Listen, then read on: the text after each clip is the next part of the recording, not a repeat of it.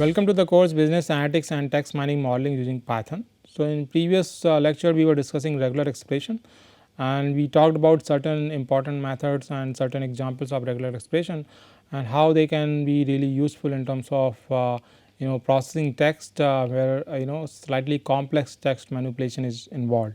So, we will continue our discussion from the point where we stopped in the previous lecture. So, in the previous lecture we were using a sub method for another kind of functionality where we are able to segregate different components of email addresses and also create a mapping with respect with the various symbols /1 /2 /3 and mapping with the different components of the email addresses. So, we produce that output. So, let us move forward now. We will take another approach. So, in this we are using this another example where again we are doing a similar kind of thing, segregate pattern components, but the text is different, a smaller text. This is we are using to demonstrate the match method and how match method can actually be used to achieve the same thing, segregation here of pattern components. So, this is for match method also it has this additional functionality of segmenting pattern components into groups. Again this will return a match object and that match object is to be processed to actually achieve this segregation. So, let us call this regex2 dot match on text2 and we will have this match object you can see here. Now, we can call groups method for this match object and that will actually give us the component. So, we can call m2 dot groups here and you can see in the output we have got different components in a tuple. So, this in this fashion even match method. So, we looked at some method sub and find all method to achieve this. Now, in this particular lecture we saw that how match can also be used to segregate different pattern components. Now, we will move forward. Now, we will talk about vectorized string operations.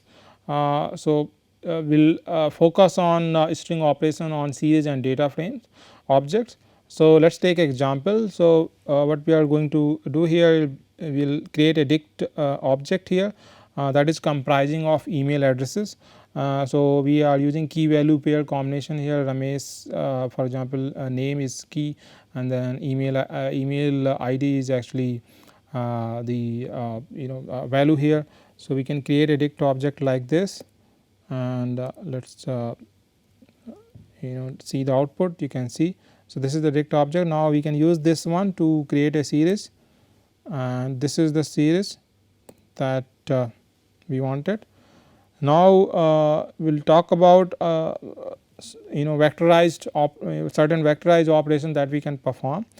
So, on this series if we want to find out whether there are any missing values or not. So, in one go in a sense a vectorized operation we can call is null method here and in one go for each of the rows that are there in the series object we will get the boolean output whether missing values are present or not. So, if I call series3 dot is null and you can see for each of the row and we will get this output. So, for one of the rows we have got true. So, for one of the rows email address is missing. In this fashion, in a vectorized fashion, in a vectorized approach we can actually produce in one go we can find out where the missing values are.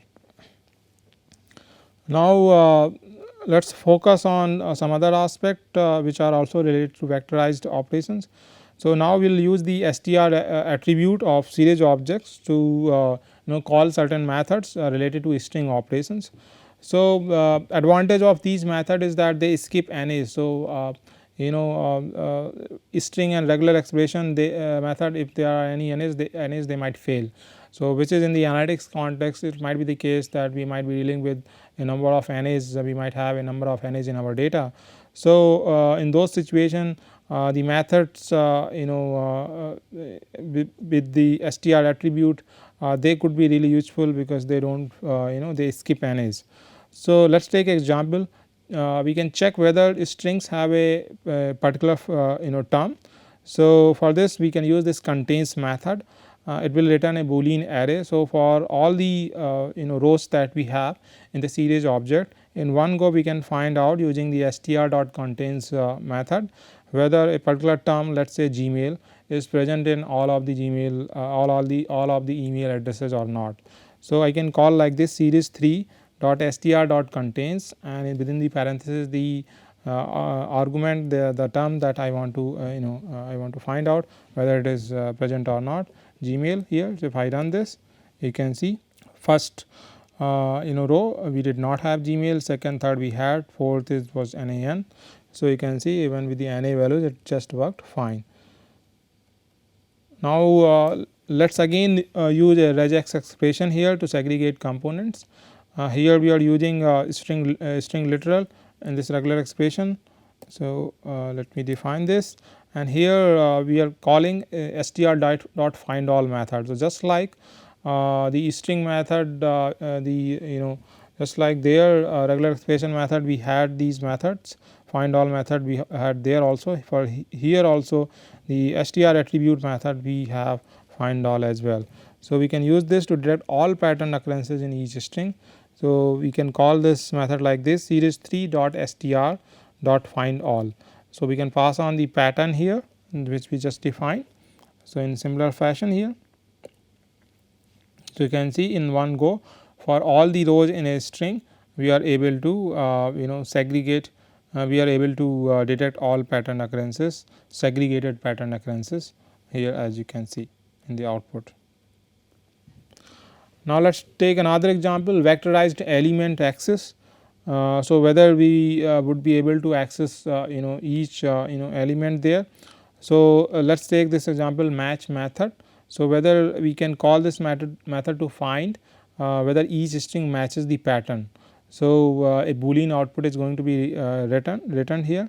So, for each of the row that we have in the series object, we will use this pattern and this method to match whether email address whether that is matching the pattern or not. So, we can call like this series 3 dot str dot match first argument pattern.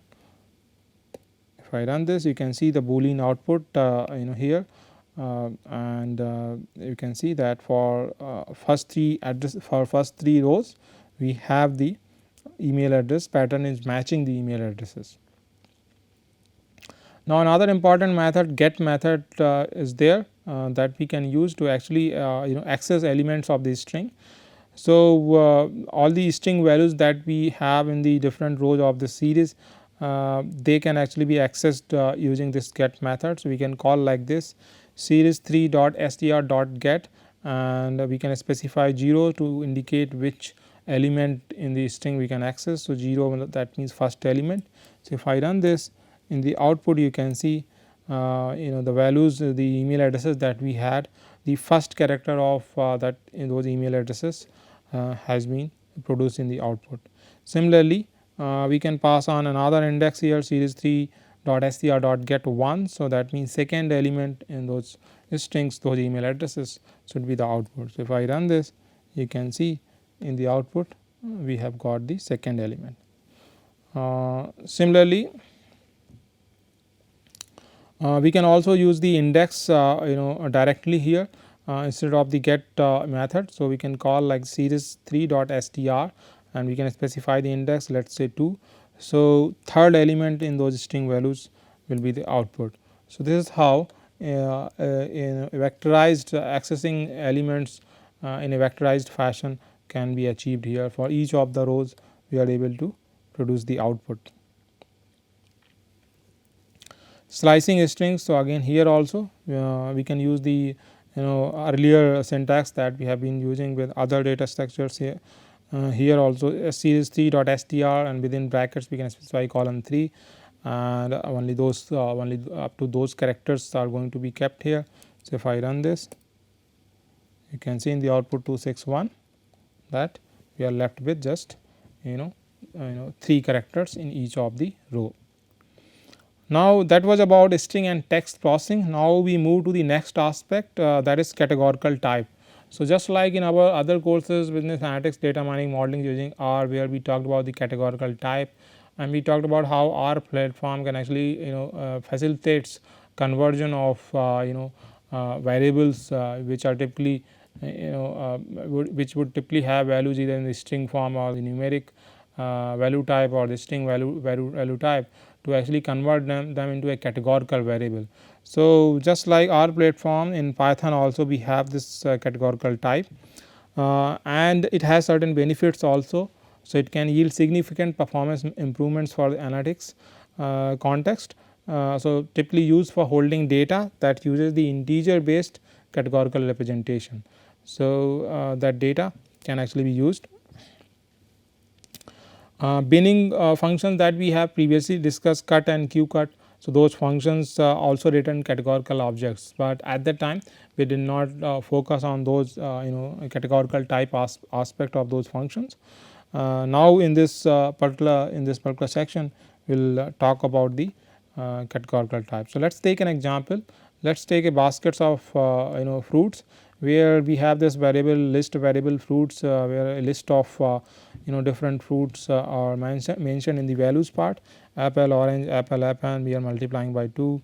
So, we will have more number of more number of elements here, and we are recording a length of this fruits variable, this list variable here also, and then we are defining a data frame. If you look at the data frame, in the first column is fruit, and there we are using this fruit list variable for values, then basket id, np arrange, then per count some we are taking random numbers, and then uniform distribution for weight. So, we will have, and column we are also specifying the column names here using the columns argument. So, if I run this, in the output we will have this data frame.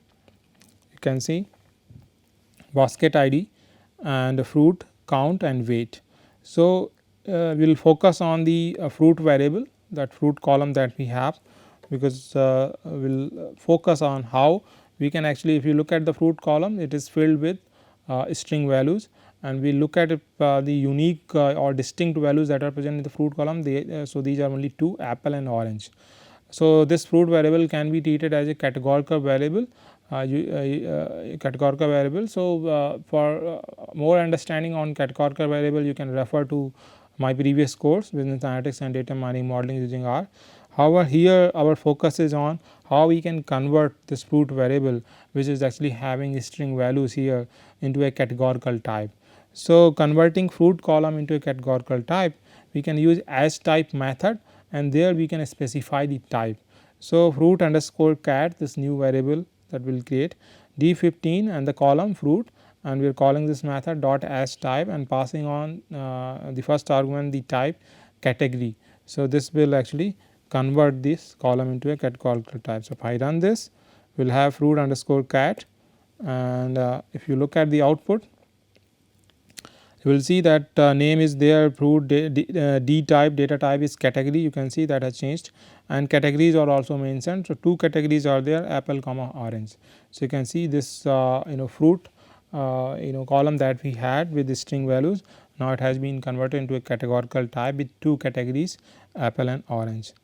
Now, as we know that we have values attribute, so in this case this values attribute of this variable is actually a categorical object.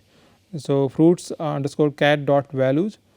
So, if you look at this, you can see this list of these these labels, apple, orange, apple, and so all these labels are there, and you can see the 2 categories there.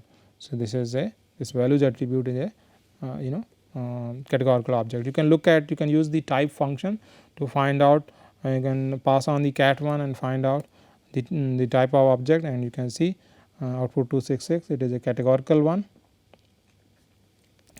Now, let us talk about the attributes of a categorical object. So, there are 2 important attributes that we will discuss, categories and codes.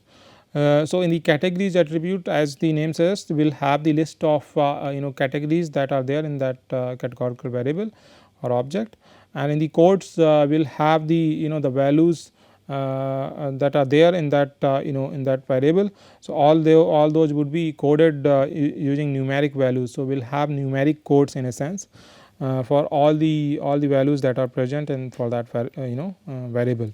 So, let us first execute cat1 dot categories. If I run this, you can see in the output apple and orange, we have these two categories. Similarly, cat1 dot codes, and you can see 0 1 0 0 0 and 1 0 0. So, you can see that apple, you can compare this output 268 with 265, and apple is apple is, for apple we are using numeric code 0, and for orange we are using numeric code 1.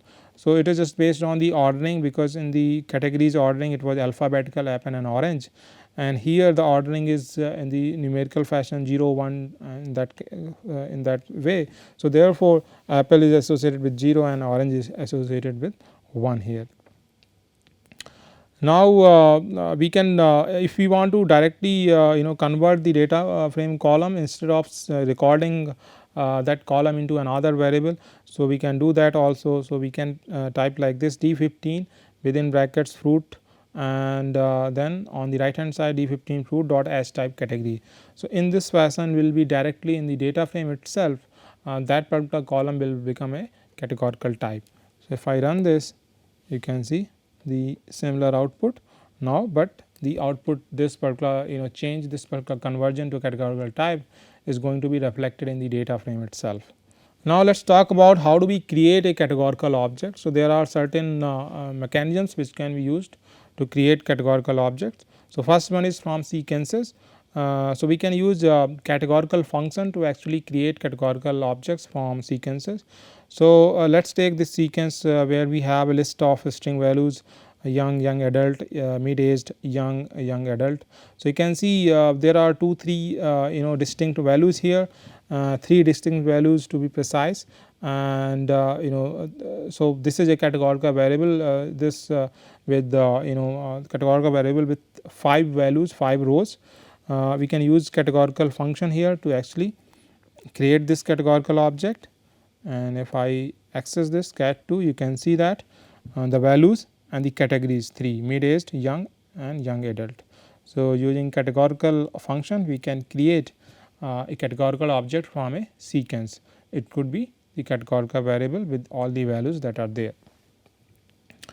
Now, let us take another example. So, one thing is passing on the sequence of values, and the categorical function would be able to extract the distinct values and create the categories from there. The another approach could be that we can define categories and codes separately and then use another function, which is categorical dot from underscore codes. So, there we can pass on these two separately, codes and categories, to create a categorical object. So, in this case we are defining categories as these 3 C comma B comma A, 3 categories, and we have codes like 0 1 2 0 0 1. So, we can use this categorical dot from underscore codes function and pass on these 2 arguments to create this categorical object. So, if you look at cat3, you can see that C is, if you compare the output, then C is associated with 0, then B is associated with the 1, and then A is associated with 2. If you look at the categories output in output 194, you can see C, B, A, and the values you can see the codes that we had 0 1 2 0 0 1, those have been replaced as well. So, in this fashion we can use this function and create a categorical object. Now, till now these 2 examples that we have taken where we have created categorical objects, these are categorical variables of one particular type, which is referred as nominal variable. Again, nominal variable, for more details you can refer to my previous course. And so, here till now we talked about nominal variable. Now, it is also possible to create an ordinal variable where the categories that will have, they will have meaningful order among themselves. So, creating a categorical object with a specific ordering of the categories, so essentially an ordinal variable. So, for that we can use the ordered argument. So, in the function categorical dot from underscore codes, which we just now in the previous line of code we had used, there we can pass on third argument ordered, and we can specify true. So, whatever categories are there, a particular specific ordering is going to be implemented there. So, if I run this, you can see in the output 275 categories 3, and you can see C less than B less than A. So, you can see in this fashion a particular ordering among categories is also there. So, we have created essentially an ordinal variable using this particular argument ordered.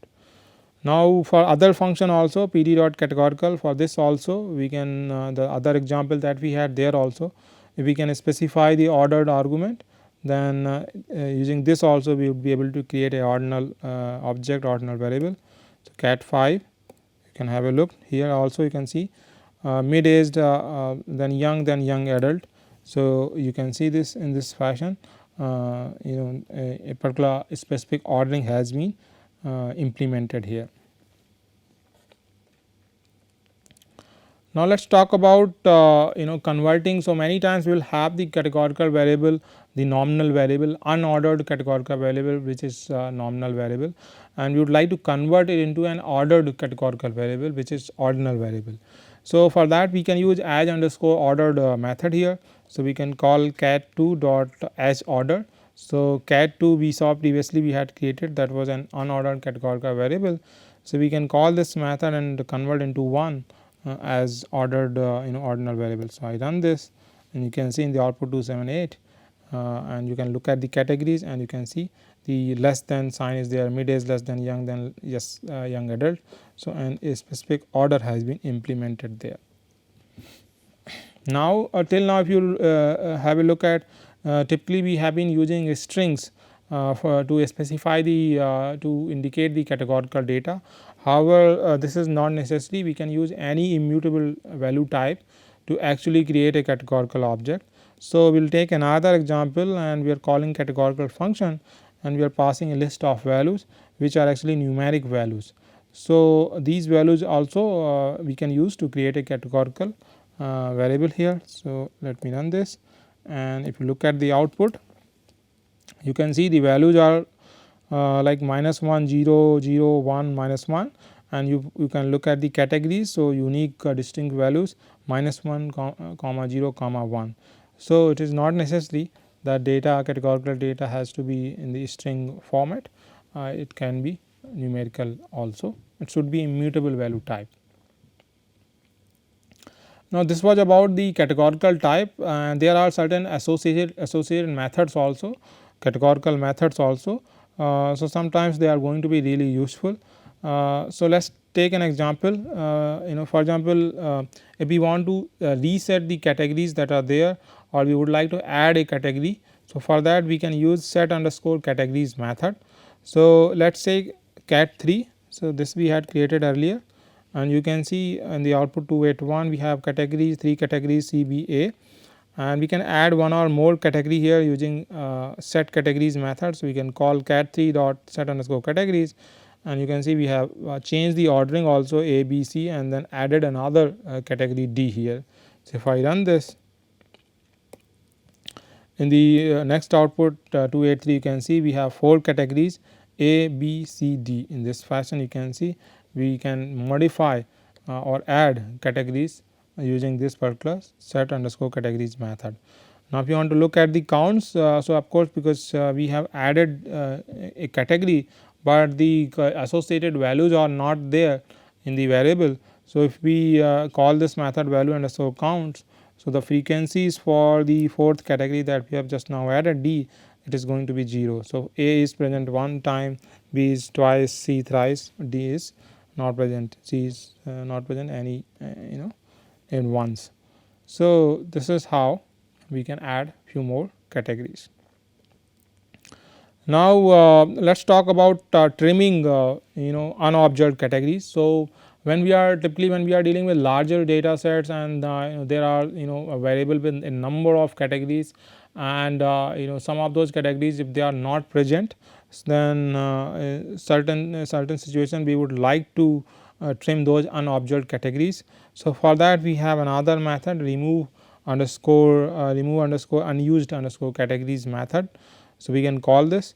So, in the previous example we had added one category D, so which was unused because there were no values present associated with that particular category. So, we can remove that one. So, cat.7 remove underscore unused categories.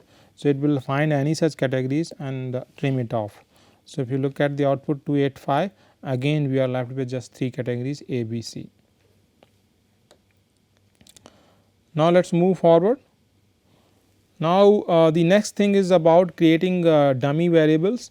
So, this part we have discussed before also, but in the context of categorical type, categorical objects that we have just discussed, we will go through this again. So, let us take cat 3. So, in this categorical object we had these values, these 6 values and 3 categories C, B, A.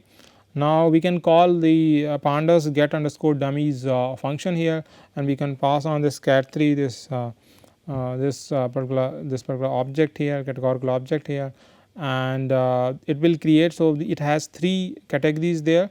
So, using get underscore dummies method function here, we will get 3 dummy variables in a data frame, and I am using a prefix argument as well. So, all those categories would be prefixed with the variable name cat 3. So, if I run this just like we have done before, you can see in the output that we have got 3 columns cat 3 underscore C, cat 3 underscore B and cat 3 underscore A, and dummy variables has been created, presence or absence of that category in the variable. So, you can see that here. So, this concludes our discussion on working with data. So, various aspects related to data management we have been able to cover. So, now we will move to another important aspect, that is related to visualization techniques or plotting in the Python environment. So, 1 or 2 examples we have seen before also. So, in this lecture itself we would like to briefly touch upon this. More details will come in the next lecture. So, first thing is, whenever we would like to create plots in the Python environment. So, the most popular library package is Matplotlib. So, we will talk about that. Even the pandas has certain features, certain functions to be able to achieve this. So, we will talk about those also. So, let us start with the Matplotlib. So, to be able to use this Matplotlib in the Jupyter environment, we will have to use this magic command percentage matplotlib notebook. However, in newer versions it might not be required. So, let me run this, and then the required library modules matplotlib.pyplot as plt, and because we would be using a lot of numpy functions. So, let us load that one also. Now, let us take a simple example. We will try to create a simple plot. So, first we will generate data for that. So, we will take an array 1d np.arrange function and 10 values for this array. You can see the output. So, we can use, as we have discussed before, shown before also, the function is plt.plot. We can pass on this variable array 1d. So, this is if we do not specify we do not specify the variable for the other axis. So, we need to specify for both the axes. If we do not specify for the other one, the whatever is passed, it will be copied over for both the axes. So, if I run this, you can see that we have generated one plot. You can see this is a linear, this is a line passing through origin 0 0, and this plot has been generated in this fashion. So, this is how the plotting will work in this using this particular library. Now, we will talk about few more aspect here. For example, figure object. So, this particular plot which we just now generated, it is actually created in the frame which is defined by this object, figure object. So, whenever we are looking to generate more number of plots, more number of subplots, we will have to work with the figure object where these plots will typically reside. So, how do we create this? So, creating a figure object, we can call this figure function. So, plt.figure, and we will get a figure object which we can later on use to create more number of plots. So, let me run this, and we will have figure object.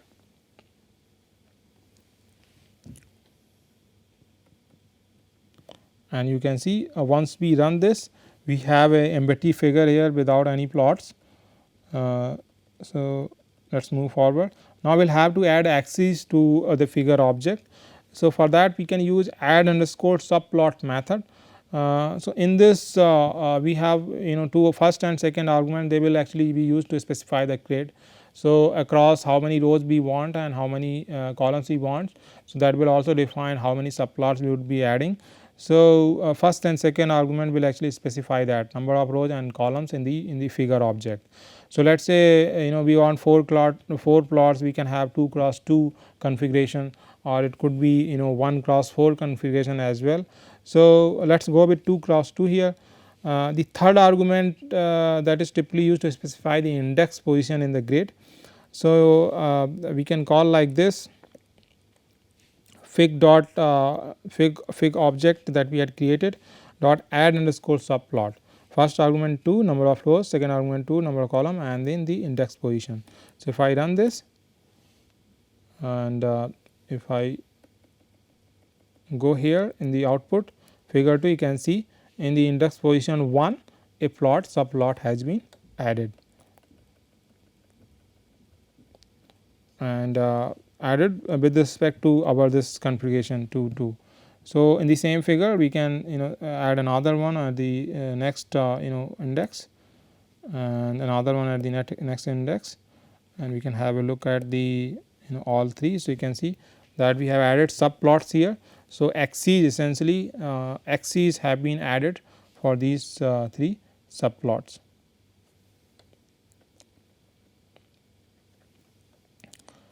Let us move forward. Now we can go ahead and if we have any data, we can use this fig object to create those plots. So if we do not specify further, by default the last subplot that we have used, that will be used to generate another plot. So we will stop here, and in the next lecture we will use some data and we will see how we can actually generate these plots using figure object. Thank you.